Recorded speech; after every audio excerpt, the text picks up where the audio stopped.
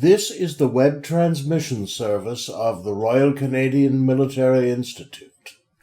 On March the 13th, RCMI hosted a very special speaker's dinner, a fireside chat with Nahlah Ayed, former foreign correspondent specializing in the Middle East, host of CBC Radio's Ideas since 2019, and now the author of a most intriguing book on a couple who parachuted separately into France 2 weeks before D-Day and managed to survive to be reunited. The war we won apart. Our guest of honor here this evening is with the RCMI's Director of Publications, Eric Morse, who has organized this event. But ladies and gentlemen, Nahlah Ayed.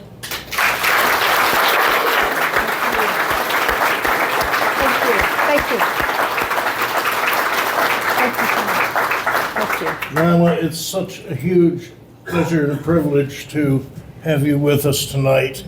Now, I think there was something you wanted to say before we dug deep. Yeah, first of all, thank you for that extensive introduction and very kind one. Thank you, Adrian. Thank you for inviting me to be here. We were here 20 years ago together.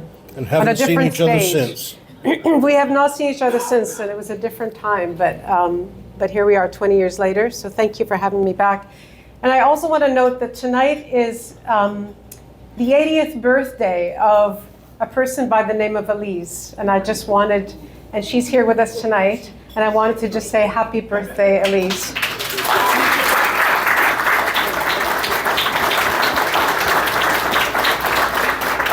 Thank you for sharing such an important occasion with us.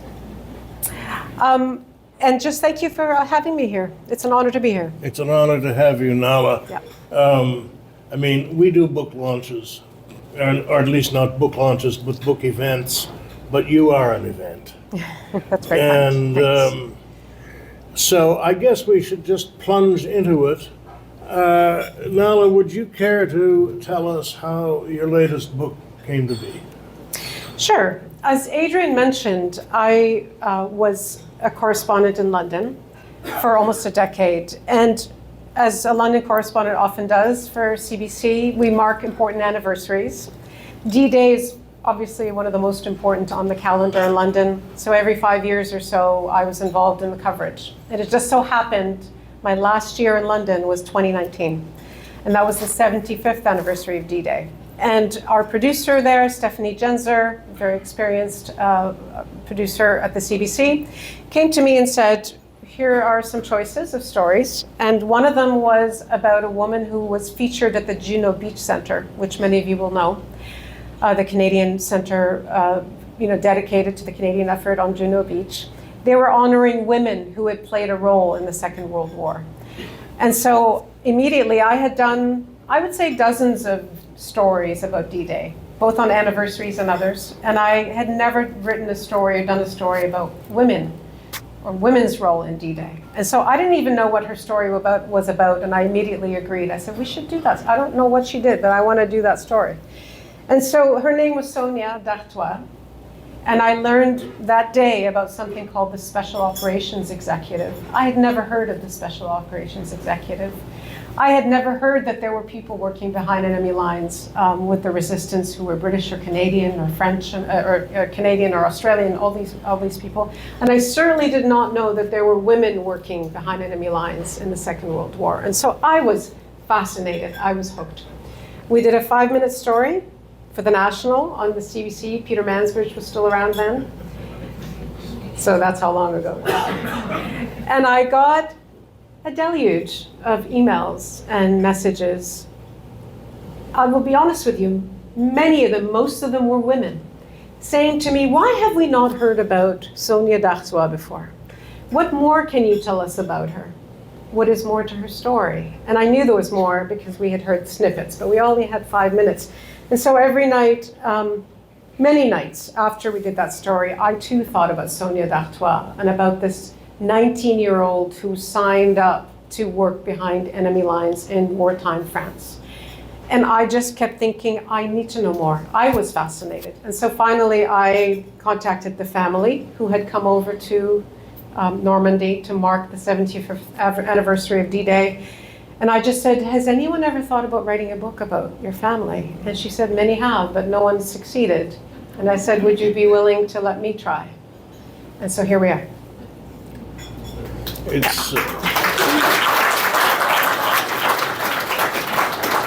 It's a remarkable story, and I mean, so much of it is intertwined with Nahlah's own story, simply because when we were putting this together, I advertised her as a war correspondent, and she corrected me. She said, well, no, I was a foreign correspondent. Well, Nahlah, everywhere you go, a war breaks out. There are lots of wars going on, I think you could say, too. Well, there's that, Yeah. but only a Canadian would be that squeamish about the difference. Anyway. Yeah, but if I could just take a moment and acknowledge that and say that it is absolutely my interest in war is what led me to this book. And it's specifically my interest in women's role in war that led me to be interested in this book. Not only comparing myself and thinking, God, at 19, what was I doing? I was playing soccer outside. Like I definitely wasn't thinking about a military role or anything serious like that. But also because I've told war stories around the world, as you know. Mm-hmm. I've been to Middle East, I've been to Ukraine, I was in Crimea when it was being taken over. I mean, I've been everywhere. And I always wanted to know what women were doing. Not to say that it was different than what men were doing, but it was more interesting in some ways to me. And so this was very much in keeping with the kind of story I like to tell. And having been a woman in a war zone, it just sort of enhanced my interest in Sonia d'Artois. But that was an entry, by the way, to a story of two people. So I just want to underline that too. Because Guy d'Artois, her husband, was a hero in his own right as well, and merits talking about as well. Yeah. I mean, but nonetheless, I mean, the fact that everywhere you go, a war breaks out, that's quite something, Yes. Yeah. It's a curse. Yes, well, yes, well, okay, it's a curse. Yeah. But I'd like to ask you a bit more about Sonia's antecedents, because when I looked at the book and tried to make sense of all of it, I thought, my God, I hope she's included a genealogy, because it would make Bilbo Baggins's look simple. Mm-hmm. But apparently not. But can you tell us a little bit about how she got into it and what her relationships were that got her there? I know she escaped France to be with her mother. Now, yes. What was her mother's name? Or do you remember? Esme was her mom. Okay. Yeah. And her mother and her had so much in common. They both grew up with military fathers. They both end up marrying men in the military. And that's kind of where the similarities end, because she had a very difficult relationship with her mother, a very antagonistic relationship. And I should mention, just by way of background, the thing that made this book possible is something I've advocated to so many people in the past, is that her family, Nadia, her eldest daughter, finally late in life sat her down and brought a professional interviewer. Maybe you know some of her, Robin Fowler. Some of you might know her, Robin Fowler. And recorded 13 hours of tape with her and just asked her to tell her story from beginning to end. All those details. It was late in life, so she admittedly would say, I don't remember, or she contradicted herself from previous stories. But it was still a gold mine of information that really helped me kind of tell the story that I wanted to tell. So anyway, in this interview, she talks about, her early days as a child growing up in France. She doesn't really explain, or maybe didn't even understand why she had such a difficult relationship with her mother, but some would even say an abusive relationship. But it ended up with her living in private school on her own. And in 1939, she was at private school, at boarding school, by herself. Her mother was in the UK, summering, while she was spending the summer with maybe one or two other students at this school. And so as war is breaking out, here is 15-year-old Sonia with, I think I was told, about the equivalent of $20 in her pocket, thanks to the principal of the school, sent off with a tiny little satchel and a toothbrush to make her way back to the UK, along with the thousands of other people who were trying to return to the UK, to the island. And so, actually, I love telling this part of the story because it really illustrates the kind of person that Sonia would become, which is integral to the work of a special operations executive, and that is her ability to operate on her own. Her wiliness, her ability to solve problems, her superpowers, we were talking about superpowers earlier, her ability to just find solutions on the ground, which is what every agent was expected to do, to work completely alone to solve problems on the ground. I know, and it's fascinating. One of the other things that I noticed about the book is that it starts hard and fast.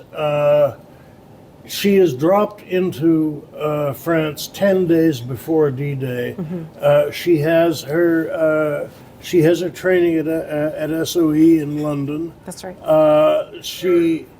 Mike, you're not talking directly. Just hold it. Oh, sorry. There you go. Yep.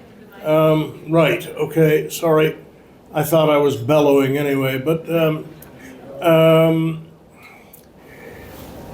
no. Where was I? So you were saying it started hard and fast. It starts hard and fast, and then there's this long denouement of life after the war. Mm-hmm. And it occurred to me as I was reading it that in fact is the story of that whole generation, whether they landed or dropped in or whatever they did.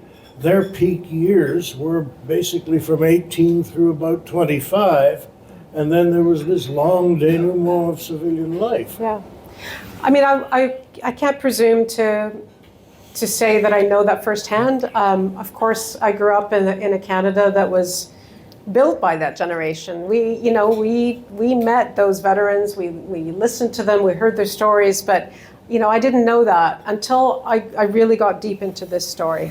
And it persuaded me that although the war story was really the most riveting part, obviously, a couple going behind enemy lines, working in separate places, not knowing what the other was doing, surviving the war, it's incredible what the two of them managed to do.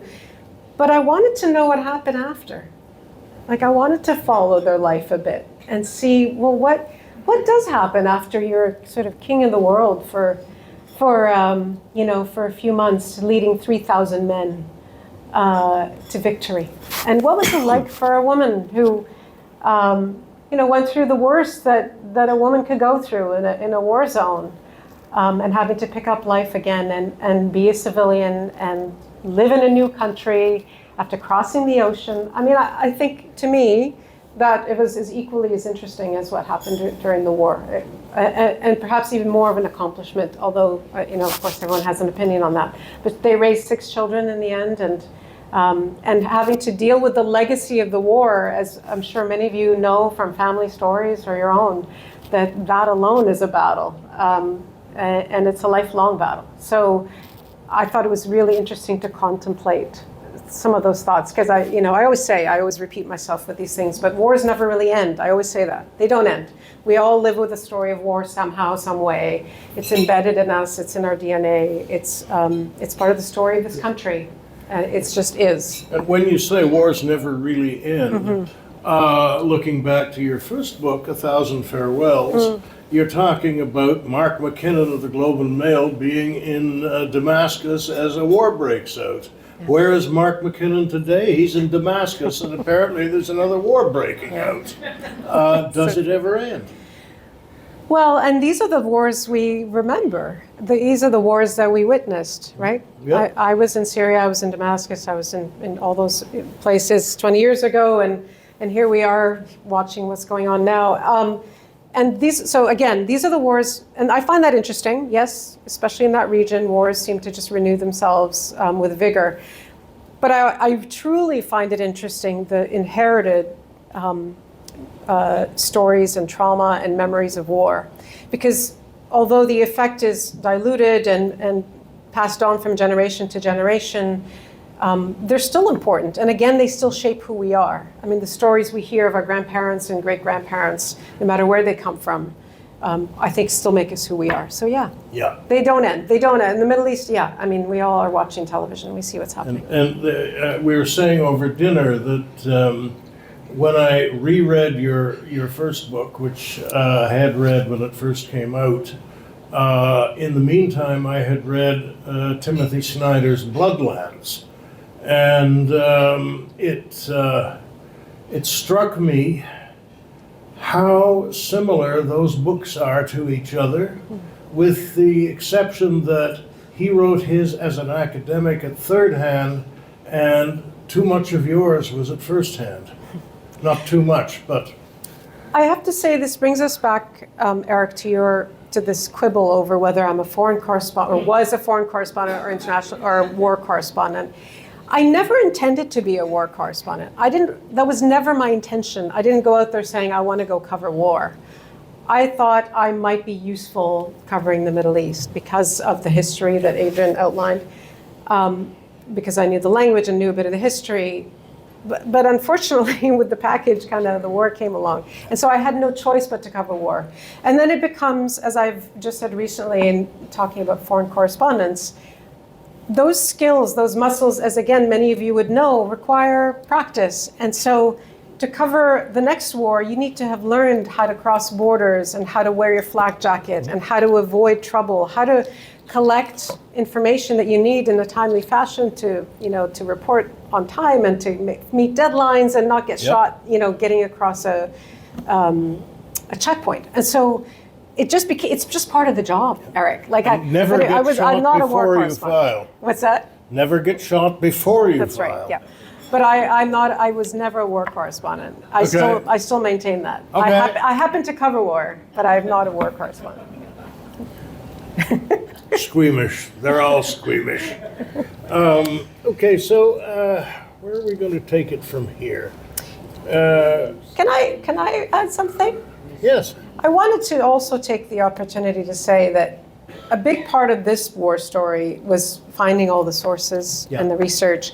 And since we're in the RCMI here today, I thought I would just send a shout out to Penny Limpman, who was in the library, because she helped me find like the most obscure reference that ever existed. And it's an unpublished manuscript written by a man whose name isn't really his name. It's Eric Kerwayne, AKA Bill Simpson, AKA like 1,000 other names. But he was involved with Camp X, which some of you will know, the secret camp where many of Canadian SOE agents were trained. He wrote a book about it, and it was never published, but the manuscript was kicking around and had been quoted by others of my colleagues, and I looked for it absolutely everywhere. Penny Lippman of the library at the RCMI found it for me. So thank you, Penny. One of the things that was, of course, interesting about your current book was the love triangle. I mean, cutting a long story short, she goes to SOE training. She meets D'Artois. They fall in love. They expect to get dropped into France together. They get married in that expectation. And then SOE rethinks it, and they're dropped in separately. And when she reports to her handler in Le Mans, he turns out to be exactly someone whom she had met and had a brief encounter with over at SOE training. That's right. And how much of a coincidence was that? We'll never know, Eric. I don't think if there was anything deliberate about that. I think, without giving away all the details, and because it would take a long time to tell the entire story, the fact that there is I'm not going to call it a love triangle, but a complication, let's call it, I think really speaks to it reminds us of just how wartime is just like every other time, that people fall in love, people fall out of love, they get married, they have kids, they have beautiful days in the park, but they also have to endure, all the horrors that come with war. And so this story, again, illustrates that, when you think young people in a war zone, Sonia at any moment was living in danger the entire time. The moment she landed, her life was in danger. A whole network before she got there had been wrapped up in, half of them interrogated and sent to concentration camps, and later died there, including Canadians, as many of you would know. So from the minute she landed there, her life was in danger. And so you didn't know. They didn't know if they were going to live the next day or the next week or the next month. And so I imagine when you're in that sort of situation and there are people you care about around you, they become everything to you, don't they? Yeah. And, as Bilbo Baggins put it to Frodo, adventures are much better to hear about than to have. Right. Yeah. But I am still interested because she was drinking with the Gestapo. Right. She was drinking with the Gestapo because that was her job. I'm sure they were nice people and they weren't torturing and executing people, but nonetheless, she was drinking with the Gestapo. And that caused her some problems after Le Mans was liberated, didn't it? Well, let me clarify. I think drinking with the Gestapo is not exactly, maybe on the face of it she was.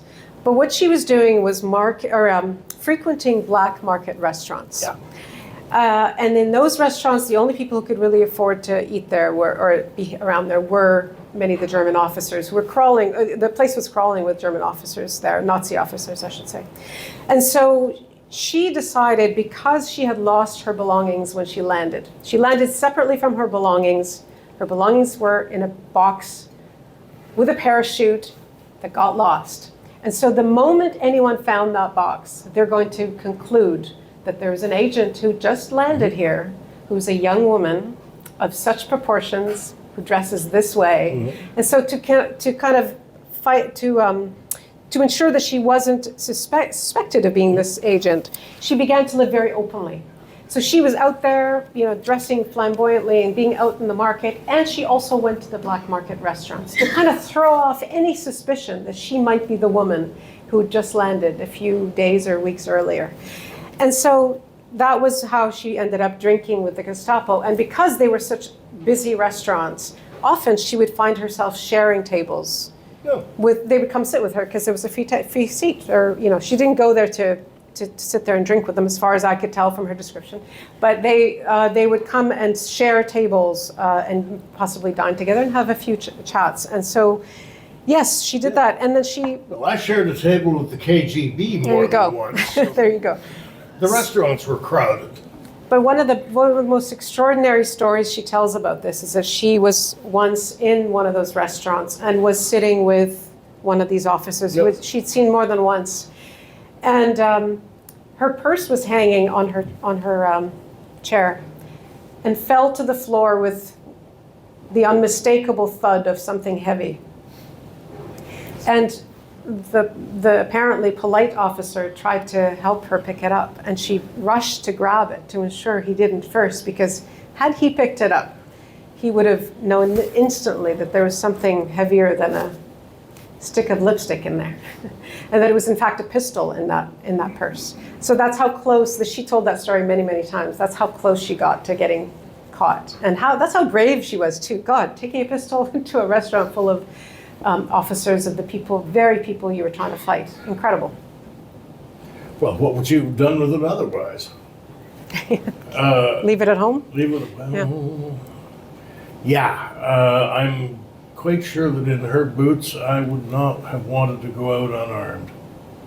That's a very good point. Yeah, because you didn't know when you needed it. Absolutely.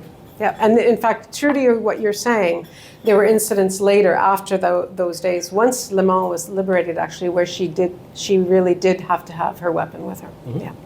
I mean, after Le Mans was liberated, there were accusations that she was a collaborator. That's right. They didn't last for very long, but Le Mans was one of the very first places to be liberated because, of course, it's so close to Normandy. just a couple of hours down the road. And so when the American forces drove through, it was, as it was in many other parts of France and Europe, it was a moment of reckoning. And so a lot of women and men who were known to be collaborators with the enemy were marched to the center of town. And the women in particular, to have their heads shaved, to shame them for having consorted with the enemy. And many had seen Sonia going to the black market restaurants. In fact, many had seen her walk out and they would spit when they saw her because they suspected her of being something other than what she appeared. And so she too was marched downtown by 2 armed men and ready to have her head shaved and to shame her in front of everyone. And it was only, the way she tells it, it was only because she saw some of her maquisards friends, you know, the people she had helped train and worked with and fought with, that she screamed at the top of her lungs and said, you know, come save me. And they did. They were able to vouch for her and say, actually, no, she's a British agent. It's interesting how much of this finds its way into old Doctor Who episodes. But I digress. How are we doing for time? How are we doing for time? When did we start? We started about 10 to 9. Okay, so we've been at it for about 22 minutes. Yeah. Yeah. So I'm wondering where we want to go from here. We could always throw it open and have a free-for-all for the rest of Yeah, I mean, we can get a couple of questions and then maybe continue based on the Okay. questions. What do you think? Let's do that. Okay. So Nahlah is going to pick the questioners because my eyes are so lousy. Put up your hand. Yeah, or- put up your hand. Now, I thought we had a mic in the audience, but apparently we don't. So just put your hand up, be recognized, and bellow. Everybody here's a good bellower. Or yeah, please. Should I bring the mic to you, maybe? How about that? Now, did you actually meet Sonia Butt? Thank you very much for asking that question. That's a great question. I never met Sonia, and I never met Guy. And it is my greatest regret about this book is that the primary sources were not available for me to interview.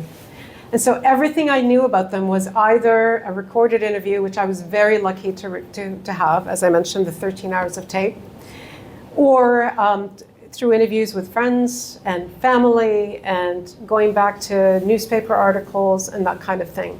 And so actually I found myself in a really tough spot because I kept saying, and I insist today, that this was a journalistic exercise, that I was interrogating a story and I wanted to prove, you know, certain aspects of it the way a journalist would. And yet I could not interview the main protagonists. And so it was kind of a historical exercise too. Please.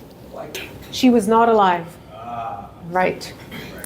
No problem. I started my note on sources by saying I came to the story of the SOE very late.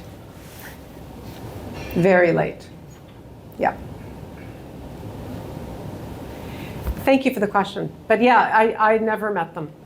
I never met them. It's an imperfect history using whatever sources I can get my hands on, both in France, the UK, and here. I would have called it lapidary. But, Lapidary. Yeah, that's making a mosaic. Okay, that's a, yeah. But one of the things I found sad about it is that after all they went through, D'Artois passed away from Alzheimer's. Yeah, yeah. Yeah, and that actually just, I guess, provides us with an opportunity to just talk a little bit about Guy, unless there's a question that's pressing at the moment. Please, go ahead.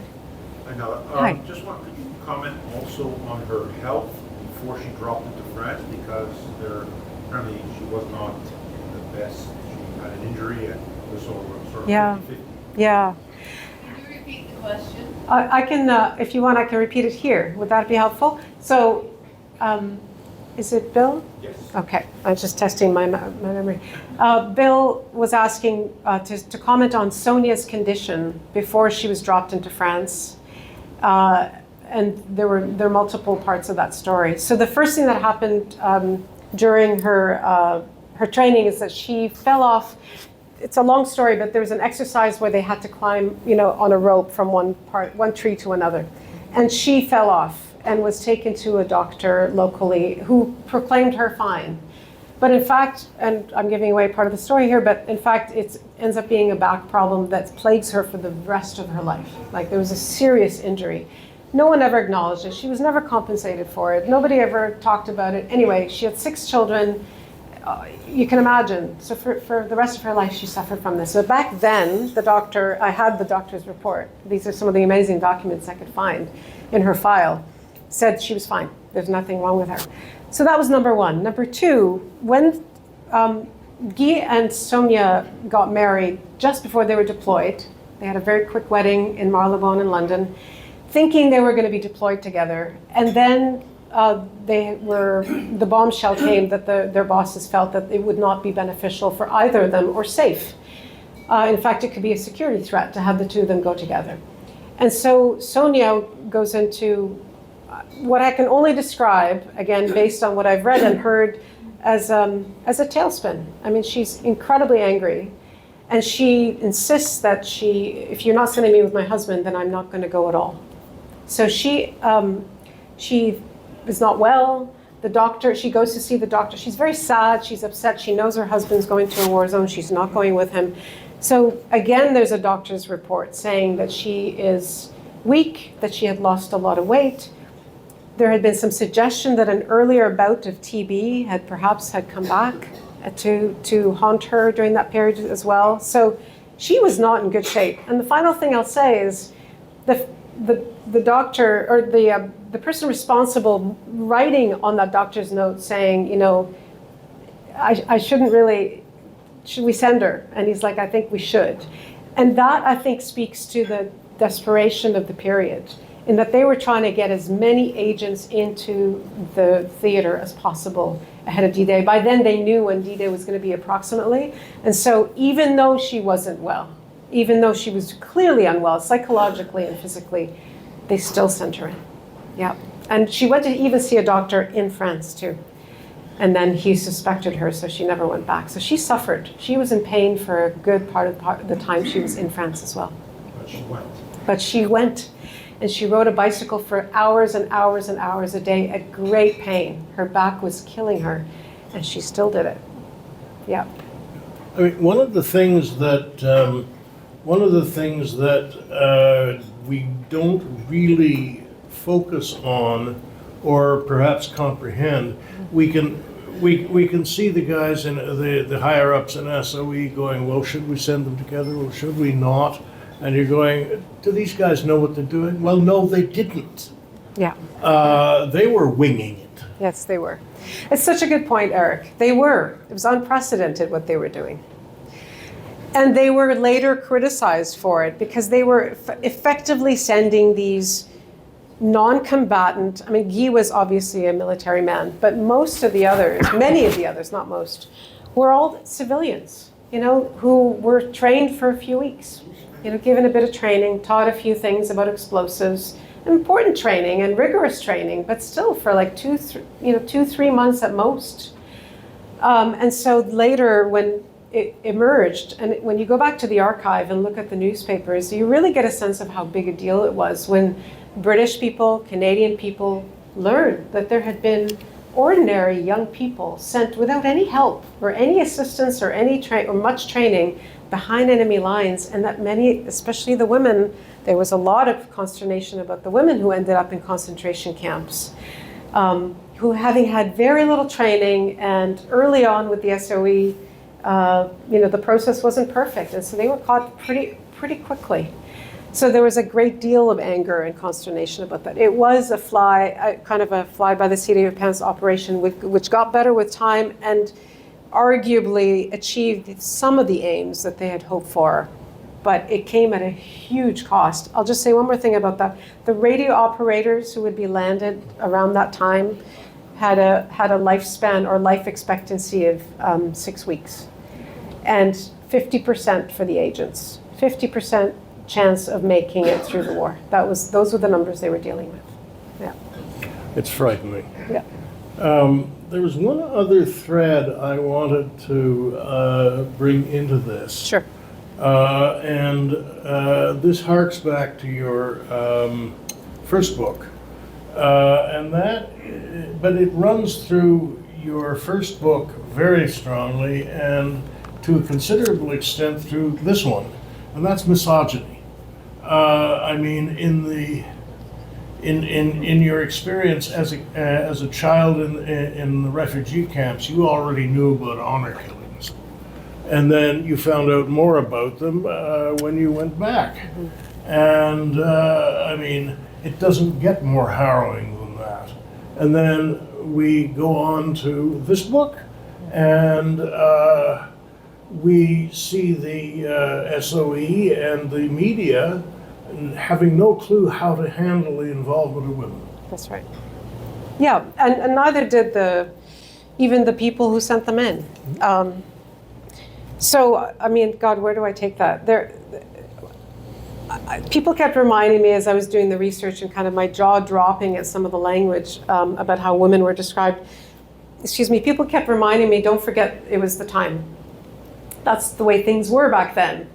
I was just saying that earlier at dinner. But it's really hard not to look at those things without today, outside of my lens and today's lens.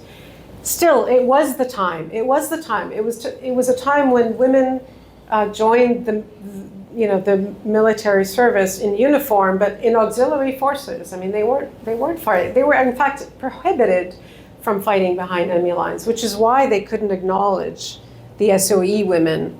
In fact, they gave them civilian awards when the war ended because. Did that change in 41 or later? Later, yeah.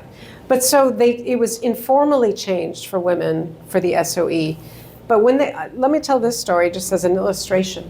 There were 5 women after the war who worked for the SOE, who were were made members of the Order of the British Empire, the civilian division, even though they fought behind enemy lines. And so one of the more vocal ones, whose name will come to me in a minute, she said, well, I'm not accepting this. Even though the king was bestowing this on her, she actually rejected it publicly. And she said, there was nothing civil about what I did. And so she kind of started this movement. And it was covered in the papers, again, dramatically. And by the way, among those 5 women was Sonia d'Artois. She was awarded, she became a member of she became an MBE. And then 1 year later, the king amended, because of the outcry, he amended the award and put them all in the military division. But it took a year of consternation, media coverage, those kinds of things. So That's another example of, there's no other word for it, of the misogyny or the inequality of, with which women were treated. But, they stood up and they fought back and they managed to amend their awards. And Sonia, too, got her MBE military. Any more questions? There's one there and then one there. So one at the back and then one. Question about language, etc. You talk about having drinking with the Nazi officers, and you talk about having to get into society, and how do they deal? What does she pretend to be on language or accent or whatever? How can she cover? That's a really great question. You talk about her French, like her ability in French, right? Yeah, Is that what in French, but in French, in France versus other places, there's big differences even within regions. So. Yeah, absolutely. Thank you for that question. And it becomes a bit clear. This is my pitch now to you, but it becomes clearer when you read the book. But excellent. That's great. So, I haven't done a good job of sort of laying the groundwork. But when I said she was 15 and living in France on her own, I mean, she became fluent in French. That's why she was an ideal SOE recruit. So she knew how to speak her version of French. And of course, Guy d'Artois, I mean, he's from just outside Montreal, so he had a very specific accent. So these were matters that were absolutely of concern in the SOE, and they were dealt with in different ways. I mean, Guy claimed to be from a particular region, on the eastern side of France, where He liked to claim that his accent was slightly different than the average French. But for Sonia, it wasn't an issue because she was fluent. And she spoke French well enough that she could easily blend in. The one thing that didn't work for her was, apparently, again, this is all that I heard third hand or second hand, was her hair color. Because she was very blonde, sometimes she was actually mistaken for being German. And so that didn't work in her favor in the opposite direction. But with Germans, as far as they could tell, she was French. And a German officer in those days was still pretty highly educated, so they would have spoken French. Many of them would have, yeah. And one other thing is the training they did get from the minute they arrived, and these incredible, I mean, that alone is worth many books. And many books have been written about the training process. Everything they do is in French. They are even tested on how to break a baguette, where to put your cutlery, how to sit at a table, they taught them all the very basics of table manners that would be expected in a French household. And in fact, so much so that they would sneak into their rooms at night after heavy drinking sessions and startle them to see what language they speak when they were awoken. And so that test had to be passed while they were in training. Very, very picky on the French side. Yeah. I don't think I could pass that. I would one. definitely not pass that. Yes. I'd answer in Russian or something. Oh, sorry. And then there was a question right there. Yes, sir. Please. I wonder if any of Sonia's adventures reminded you of any misadventures you yourself had as a foreign correspondent in a dangerous place. Thank you. Yes. Yeah, a little bit. I mean, obviously there's a major difference in that I was there as an observer and she was a player. Of course, on the ground in many war zones, they considered journalists also part of the game. Mm-hmm. So we were sometimes unfortunately treated as combatants or as enemy as well, depending where I was. But yeah, there were many things. I'm trying to think of one thing.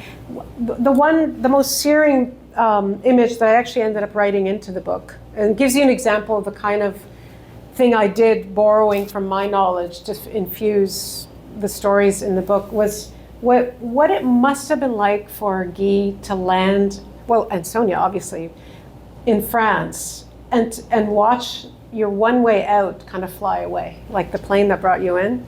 And even now I just got a goosebump. Just that feeling of landing in Afghanistan, or Baghdad, and then going, oh, there goes the plane. Well, I don't know when I'm going home.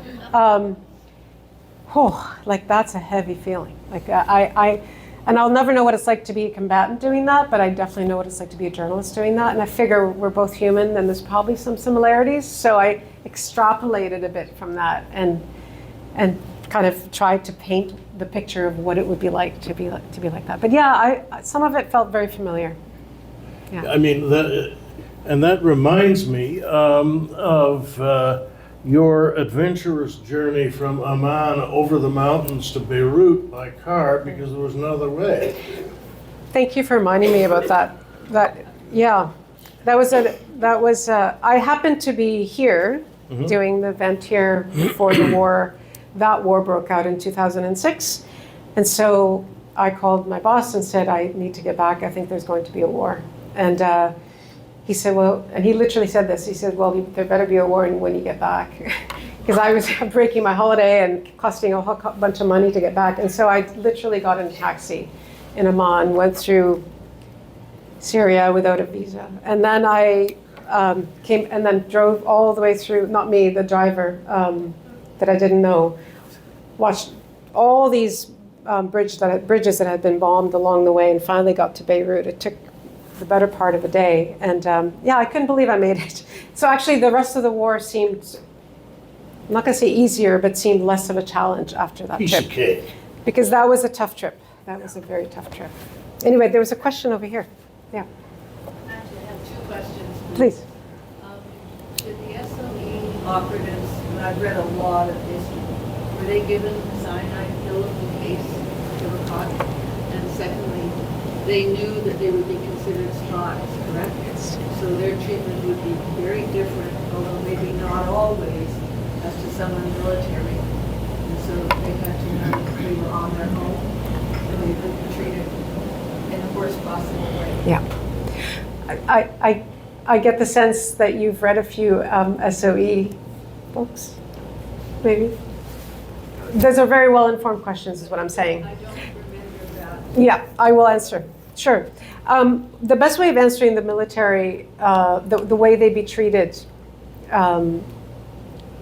is by telling the story of Guy and what he did the minute, or what some of them did on the ground. Actually, Guy did not do this. When the French and the British forces started coming in from the outside, is they all switched to their uniforms. Some of their uniforms were actually parachuted in as D-Day began, because they were so concerned about them being treated as non-military. And yes, they were, again, based on my reading and my research, they were issued with 2 types of pills. Sonia tells this story. One type of pill would help you stay up for hours on end, and the other pill would kill you in 3 minutes. And the way she tells her story, she decides she couldn't remember which was which, and so she flushed them down the toilet and didn't take either of them with her. But the concern also was about the reason that women who joined the SOE were immediately made into fannies, because they had uniforms, and it was exactly with that in mind, because they were so concerned about them being treated as spies. Unfortunately, of course, as I've mentioned a few times, many of them were still treated like spies, and that's why they ended up interrogated in France first, and then taken across the border to Germany into concentration camps, where many of them were executed as spies. Yeah, including, as I say, Canadians. Yeah. Any more questions? Come on, Paul, I see you brimming. So the first one I saw was here, and then we can go on this side. Go ahead. No, go ahead. Oh, fire away. It's a 2-part question. Sure. First, I haven't read your book, but I'm looking forward to it. We did mine. Thank you. Has, I guess, telling the story and researching the story, you don't need to answer and spill anything, but going forward, has this sparked any interest in sort of, future work and future projects? Mm-hmm. And then the second part of the story is doing this research, learning about the SOE, learning about her story in particular. Has it changed anything around your journalism, how you tell other people's stories because of what you've learned about her? Mm-hmm. So your first question, I've always been, because of the necessity of doing stories about, actually I went back recently, I just moved recently, and I was going through old boxes of articles, and I can't tell you the number of articles I found about veterans. And I guess I've been interested for a long time in World War II stories, but I just didn't remember it. So like even in my very earliest stories in the Ottawa Citizen, when I was still a kid, there were lots of veteran stories in there. So, but to answer your question, yes, I have heard about so many amazing stories since I've published this book and in researching this book. And even tonight, I've been promised a couple of more details about some good stories too. And I am really quite hooked on that very fact, which is these stories exist. And many of those people in those generations, as you all well know, did not want to talk about these stories, including Sonia. At one point, she just didn't want to even touch it, even though there was a ton of media coverage when she first came back. And so I think maybe, someone said this when I published my book, and I felt terrible about it, but maybe it's true that maybe as we lose that generation, maybe it is actually, sadly, even though they're not here, this is the moment for us to learn more about them, because they wouldn't talk about them, but maybe the archives will tell us some of these stories. And maybe I think it's time for all of us to know these stories as much as we can. So my eyes are wide open for the next idea, so I'm very interested. And I've already forgotten your second part. Oh, I was just wondering about how learning about her story in yes. particular Mm-hmm. your journalistic approach, how you tell stories. Sure.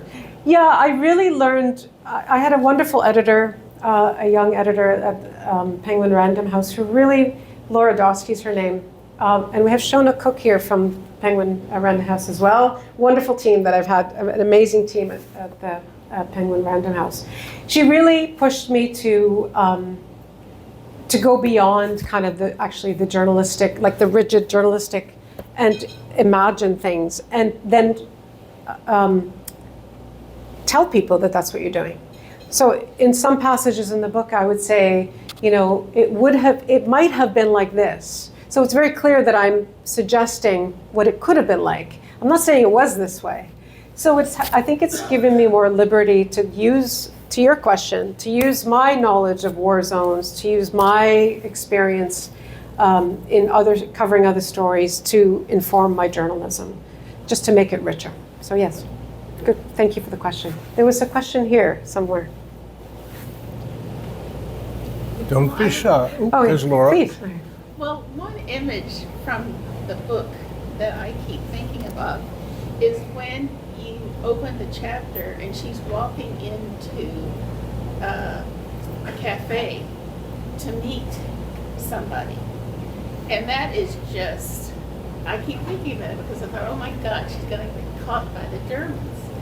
Because that's what happens in so many of these novels. Yeah. And yet it wasn't that. But it kind of was an arc almost all the way through until they came back to Canada. Yeah. And I thought that was very well done. Thank you so much. Yeah. No, aside from not being able to interview them, which was my greatest regret, my next greatest regret was how many stories I had to leave out because I couldn't prove them. And one, I could tell them just for interest's sake, but there were so many near misses. I mean, there was one time she told the story a couple of times, but I couldn't get a third source on it. But she was heading to a meeting, like a rendezvous. And she said that all she felt was that she felt wrong about going there. She felt some sort of sense that it was unsafe. And so she decided to divert. And it turns out it was a safe house and it had been ambushed. And they lost like 10 people. And, again, according to the story, which I couldn't prove, but she had told the story. So it happened on a regular basis. And there were so many times she and Sydney and others would go knock on people's homes to get food or to have shelter for a night. And the number of times they had to be turned away because people were so afraid. Because so many SOE agents and their colleagues had been rounded up in the area. So it was constant danger. I mean, the fact that they survived really is quite extraordinary. So you put your finger on something very important here. They were survivors. Yes. Yeah. One of the interesting things, and I'll drag this in to spare you, is that if we bring this forward into the present day, when we're talking about the things these people did, and then somebody will say, well, why doesn't somebody blow up so-and-so? And you can have your pick of so-and-sos, but the fact is that anybody who's worth blowing up is tremendously difficult to get to. Quite aside from the fact that if they start doing tit-for-tat head of state assassinations, it goes rapidly downhill. But in fact, you don't just go after the President of the United States. That doesn't happen because their security is that good. So where do you want to take that? I guess. Sorry. Maybe I'll let you continue. No, listen. I think what's interesting today about that is actually kind of the point you raise in a way, and I've said this publicly before, is like, and I wrote this book before this current crisis, and when I say crisis, I mean with the U.S. and this conflict that we have, and I never imagined what would be happening right now. I knew at some point Canadians were going to be faced with a challenge, that we would collectively be faced with a challenge. This is a country. We have interests, we have borders, and I knew someday it would come. I didn't know it would be in this form. But I think what this book does, and what I'd really hoped this book would does, and I'm definitely not talking about anything exploding. Nothing. I am talking about every time we are faced with adversity, just like Sonia and Guy, we are asked a question, what's your role going to be? And I think that's a question we all have to ask ourselves repeatedly when we are faced with the kinds of challenges that we're faced with today and others that will come in the future. I mean, again, we can't imagine them. I would never have imagined a trade war right now. I mean, whatever comes in the future, or a pandemic, or any of those things. And so I really, if one thing comes out of this book, one is I feel so strongly that people need to preserve their family histories. I don't care where you come from, what the story is. It's incredibly important. If you can record them, all the better. And the second thing is that I think we need to always interrogate, where do you sit in society? What's your role when the things get tough? What are you going to do? You're going to wear a uniform? Are you going to be a protester? Are you going to be a journalist? Or are you going to sit on the sidelines and have no opinion? Like, that's the only thing I want this book to invite people to think about. So,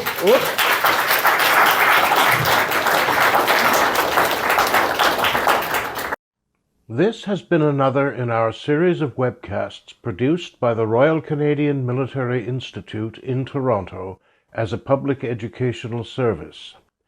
You can find news of upcoming events and links to our webcast archives at www.rcmi.org. On behalf of the RCMI, this is Eric Morse saying goodbye for now, and thank you for joining us.